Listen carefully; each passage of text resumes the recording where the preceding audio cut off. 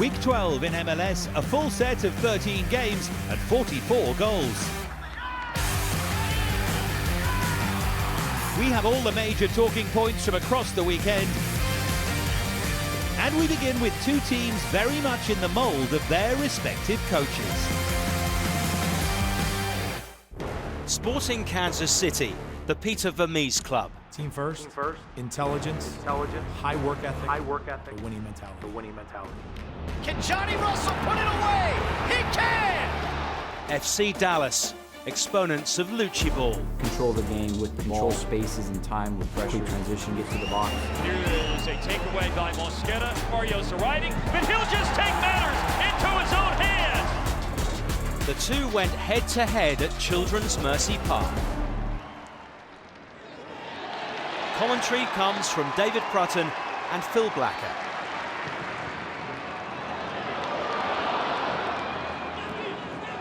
Johnny Russell taking over. Zusi fizzing it in as well. Can anybody apply the finish? Gesso to have a go. And off the post. This was wonderfully worked on the right-hand side. Johnny Russell releasing the ball at the right time, but this almost squirmed, didn't it?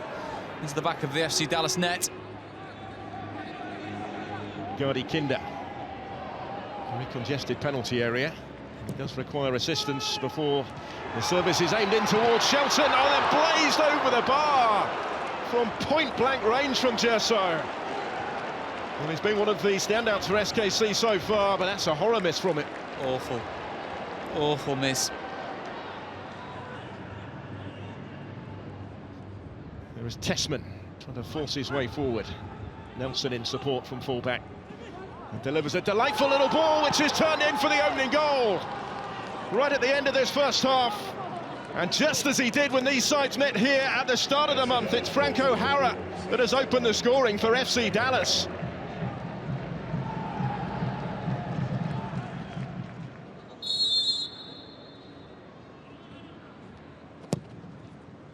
The corner comes in. A little bit of pinball in there as well, and it's going to squirm all the way through for 2-0. And Dallas have doubled their lead. Well, SKC didn't really react to that corner kick. There was a chance or two to clear. Now I think he's claiming another one here.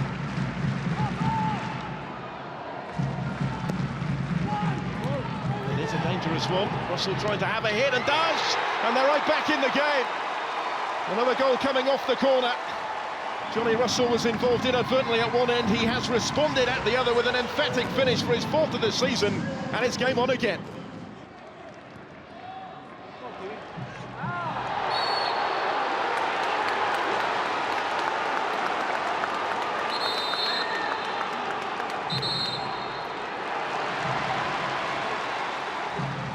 There's the free kick. Busio, powerful header, 2-2. And he's done it again! It's Johnny Russell at the double. And Sporting Kansas City have battled back from two behind to level it. Really has been coming. All smiles now for Johnny Russell. Fantastically whipped in ball by Busio. Poacher's goal inside the 6-yard box. Fantastic. He does have an MLS hat-trick, Johnny Russell. Came in at a 6-0 win here against Vancouver in April of 2018. Sensing another one, maybe. Opportunities at either end. It's given away. Careless touch. Barrios in. Oh, and stopped by Melia. But it is 3-2, and Dallas have their lead back. It's a gift of a goal, really, for Ryan Hollingshead.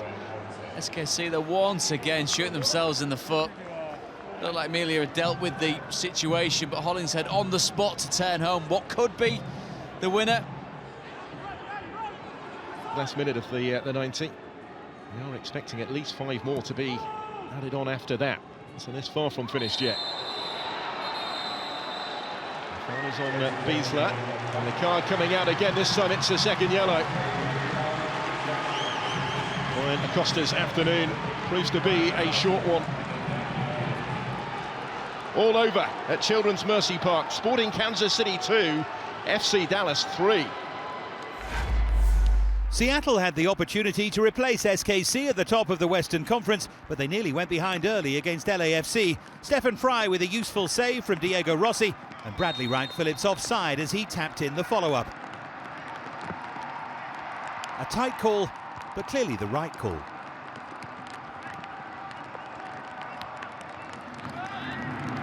Just before the half hour, though, Seattle had the chance to grab the lead. Dejan Jakovic with the handball from Nicolas Lodero's cross, and the offence picked up on review. A clearly deliberate act.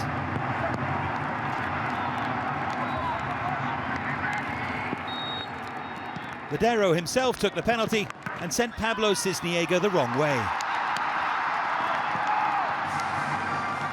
4 minutes after that, Lodero would have another opportunity. This time it was Latif Blessing's foul on Yeimar Gomez, and Joseph Dickerson pointed to the spot. This successful conversion made it 14 regular season penalties out of 14 for Lodero in MLS, a remarkable record, although Cisniega came close to breaking the run this time. The Sounders probably didn't need a third goal to make sure of the win, but they got one anyway. 8 minutes from time, Raul Ruidiaz latching on to Joao Paulo's through ball and smashing home his third in 2 games to send Seattle to the western side. Seattle's next match is against old foes the Portland Timbers, who met struggling San Jose at Earthquake Stadium for the second time in 4 days.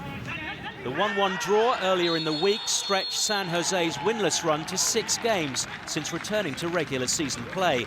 And when the Quake's Shea Salinas was deemed to have handled inside his own area, Diego Valeri inflicted an early blow to add to their current plight. The Quakes' fragility in defence was all too evident barely 2 minutes later, when Jorge Villafaña's pinpoint cross was headed in by an unmarked Jeremy Ebobisse to make it 2-0 to Portland. Carlos Fierro was making his first MLS start in nearly a year, and he marked it by scoring his first goal for San Jose to reduce the deficit shortly before half-time. Any hopes of the Western Conference's bottom club mounting a stirring comeback after the break were short-lived, as the Timbers took total control of proceedings. 12 minutes after the restart, Valeri's twice-deflected shot restored Portland's 2-goal advantage. With 20 minutes to go, the writing was on the wall for the Quakes, who fell further behind.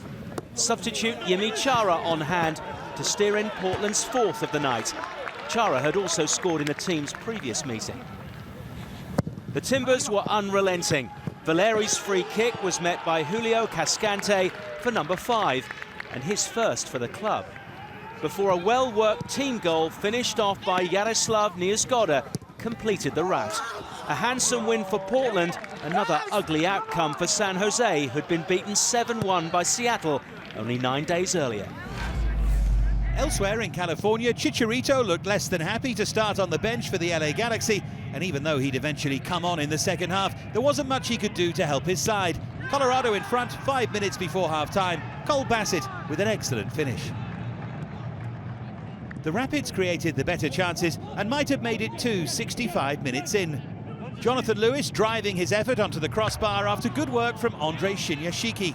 And the action wasn't finished there, as Colorado recycled with real intensity, and Shinyashiki was only denied from point-blank range by David Bingham.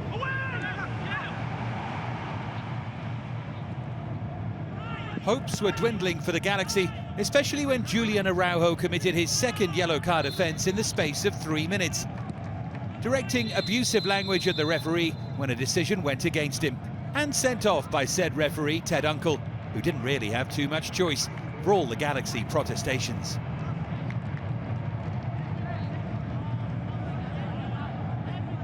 "12 minutes from the end, a disciplined Colorado finally got the second goal that they both craved and deserved. Shinyashiki picked out Brian Galvan, whose cross was spilled by Bingham into the path of Lewis, the goal given on review after initially being ruled out for offside. A second win in 3 for the Rapids, a first defeat since July the 18th for the Galaxy.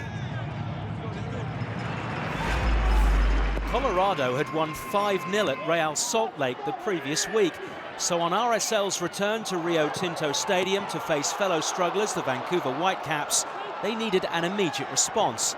There was certainly no shortage of endeavour after Pablo Ruiz had been denied by Whitecaps goalkeeper Thomas Hassal. Damir Krylak headed wide from close range. But 8 minutes into the second half, fears of another home defeat began to surface when David Milinkovic's first goal for the Whitecaps gave the visitors the lead. As the match reached the hour mark, Real Salt Lake suffered another setback. On first viewing, there appeared to be little in Kyle Beckerman's attempt to get to a spilt ball by Hassal. But a video review showed that the RSL midfielder caught the 21-year-old on the head. Beckerman had already been booked, leaving referee Kevin Stott no alternative but to dismiss the 38-year-old. Despite the numerical disadvantage, RSL managed to restore parity with 9 minutes to go. Justin Meram at the ready to score his second goal in 3 appearances. His match-saving exploits would ultimately be in vain, though. With 6 minutes left, Vancouver snatched the points through substitute Lucas Cavallini to complete back-to-back wins in the space of just a few days.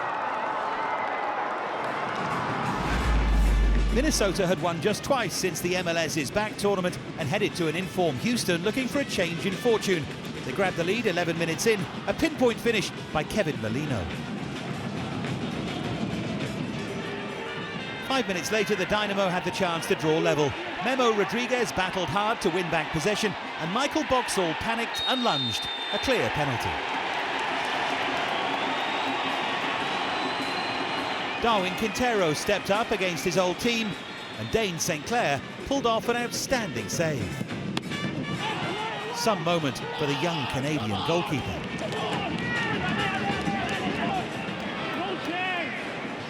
And as the game moved into added-on time at the end of the first half, Minnesota went further clear. The Loons have signed Kai Kamara to bolster their strike force, but there was nothing wrong with their attacking play here. Molino's shot saved, the rebound turned home by Robin Lurd for his 3rd goal in 3. Quintero had fallen short in the first half, but 13 minutes into the second, he did make his mark against his old team. A superbly engineered finish after St. Clair had miscued a punch, and Houston right back in it. And Quintero had a massive role to play in the equalising goal as well. 21 minutes left, his free kick saved by St. Clair, Minor Figueroa pouncing on the rebound. Both sides might have won what was a wonderfully entertaining game. Emmanuel Reynoso coming close for the Loons with his curving free kick. And then Adrian Heath's team narrowly denied again when Molino volleyed Lurd's cross onto a post.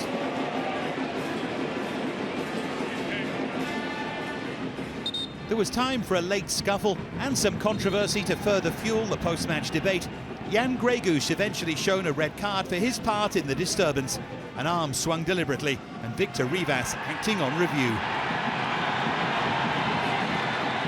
A point apiece, a terrific game. To Mercedes-Benz Stadium and stuttering Atlanta United, who hosted an Inter Miami side still searching for a first away win. The Herons, boosted by the signing of Gonzalo Higuain a few days earlier, would have to wait a little longer for the star striker's debut. Commentary comes from Matt Jackson and Dan Roebuck. Looks to try and turn it on. It's a decent looking ball as well here for Lewis Morgan, who's inside the area. He can pull it back and eventually it's forced in. What a start from Inter Miami. Agudelo following up and stunning the 5 stripes inside the opening 2 minutes. It's a great break for Miami. Just shows some of the problems that Atlanta are having. Can't pick people up in the box. They're heavily outnumbered, those Miami attackers. Sometimes you've got to mark men, not space. Space doesn't score, men hurt you. And they certainly have done early in this game. Second goal of the campaign for Agudelo. Bello for Atlanta. A lot of space inside the penalty area here. Oh, how about that for a strike? Gallagher in space, turns, beats Robles. We've had 5 minutes, we've had 2 goals. This is an unbelievable strike, but once again, if you're marking in the box, make sure you stood next to somebody. Too much space for Gallagher. He drills the ball, gets a shot away quickly. It's a fine finish. First goal in Major League Soccer for John Gallagher, who was on loan at Aberdeen last season.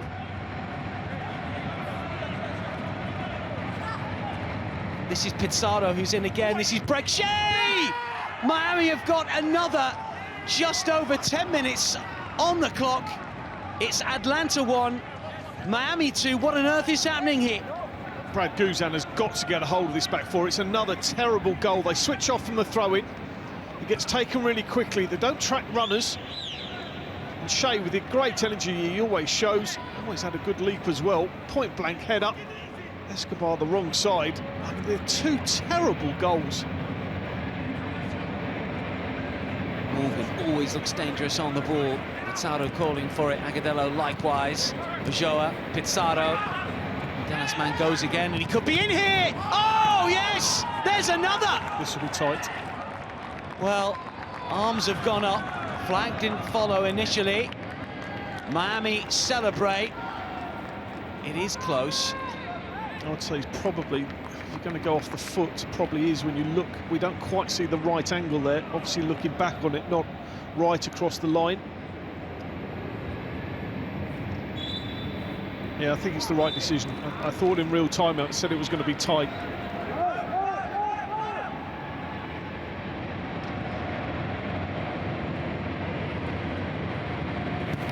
Sweat slides in, doesn't get there. Lennon will. Decent looking ball in. Must be Torres. Save. Robles. Oh, it's a brilliant save, but he shouldn't be allowed to make the save. I mean, there's no excuse. He either guides it or just head it really hard and you score. Full time here. Atlanta United 1, Inter Miami 2. Hey, everyone's happy. We got the 3 points. We played really, really good, I felt. And it was fun. It was enjoyable to be out there. And obviously to score is a great feeling. Fellow expansion team Nashville had also beaten Atlanta a week ago, and they travelled to a Columbus side who'd won their last 3 home games without conceding a goal. Nashville threatened just before the half hour. Anibal Godoy and then Dave Romney both had shots blocked amid some rather chaotic defending from Columbus. Caleb Porter demanded a response, and he got one 5 minutes into the second half. Jarcy Zardes with the run, and Pedro Santos with a precise and powerful finish for his second goal in 3 games.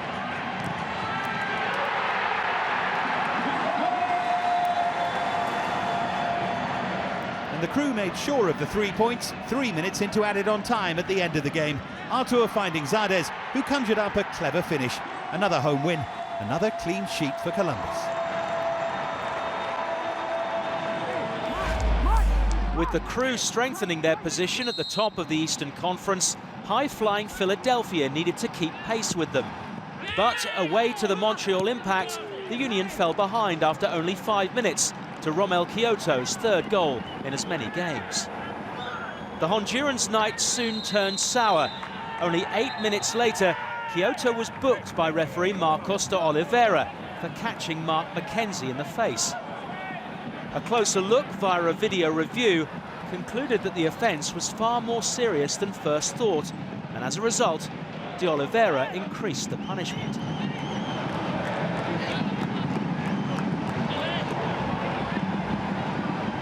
The early dismissal served as a catalyst for Philadelphia, who, at the midway point of the first half, drew level through Alejandro Bedoya. By the interval, the Union's foothold in the game grew stronger when deep into added time, Kacper Shabilko arrived late to head home Matt Real's cross. Thierry Henry at least had the chance to provide some input at half-time, but anything he did say appeared to fall on deaf ears. 71 seconds after the restart, Brendan Aronson and Shabilko combined to make it 3-1. And by the 65th minute, Philadelphia effectively wrapped up the points, thanks to a 4th goal, scored by Anthony Fontana, his 3rd in 2 games as a substitute. It was a 5th win in 6 matches for the Union. Toronto hadn't played since victory in Montreal 10 days prior to their trip to DC United, and when DC scored their first-half goal in nearly a calendar year, TFC were on the back foot.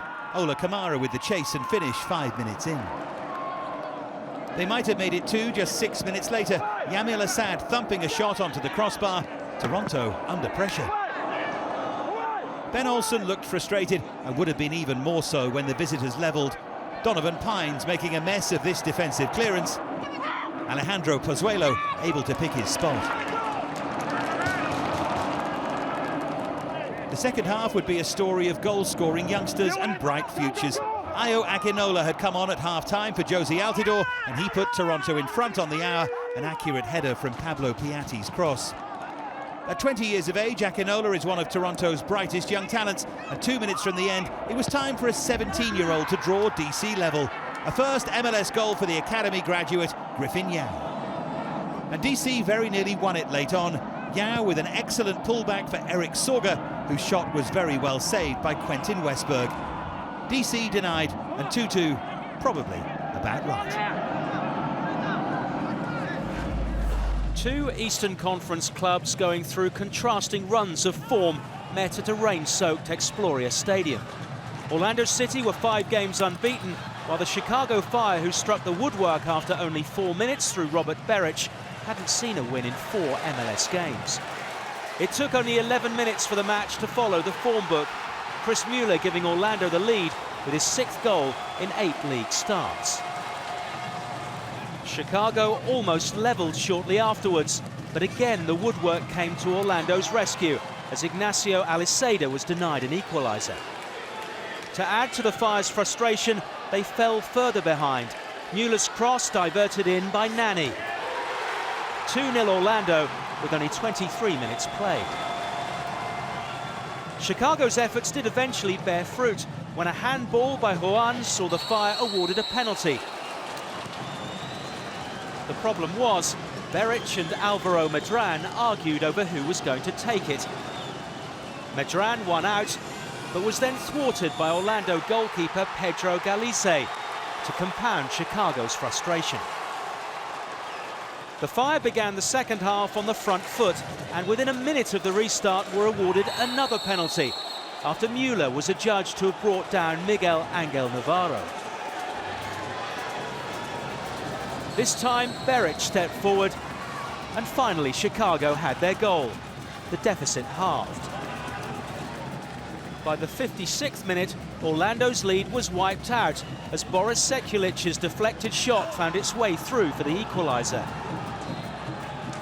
But Chicago's celebrations were short-lived.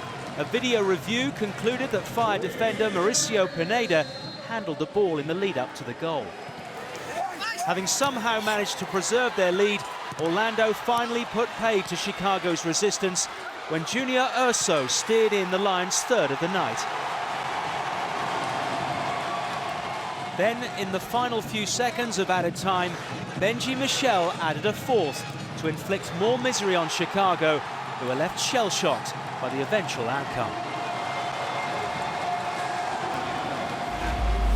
A frustrating afternoon at Gillette Stadium for both the New England Revolution and NYCFC.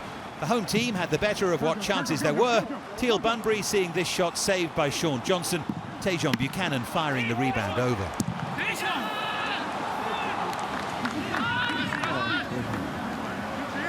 The game drifted towards a goalless draw with one late New England flurry. Gustavo Bo lining up his effort from range, Johnson spilling it, and Kakuta Mane slicing the follow-up well wide. A game to be largely forgotten, a point apiece. To our final game, and 7 days after falling to defeat by NYCFC in the same stadium, FC Cincinnati were back at Red Bull Arena to face the New York Red Bulls, who almost took a first-half lead through Daniel Royer's cheeky flick. FC Cincinnati were, in an attacking sense, the more productive of the two teams and would have gone in front in the 72nd minute had it not been for Red Bull's goalkeeper David Jensen. With 5 minutes left, the game was decided by Haris Medunjanin's in-swinging corner, which caught the Red Bulls off guard and gave FC Cincinnati their first away win in regular season play for 12 months. That win for Cincinnati lifts them above the playoff line in the Eastern Conference, with Atlanta dropping into the bottom 4. Orlando are up to 3rd, and the top 2 are as you were. Columbus leading the way 3 points ahead of Philadelphia. In the West, Vancouver are up to 7th, but moving in the opposite direction are LAFC, who fall to 9th after defeat at leaders Seattle. Colorado are also notable climbers. They're now 6th, thanks to their win at the Galaxy. 7 teams were triumphant on their travels. We leave you with the best of those away day wins. A dominating performance for Philadelphia Union. The first road win of the season for Inter Miami.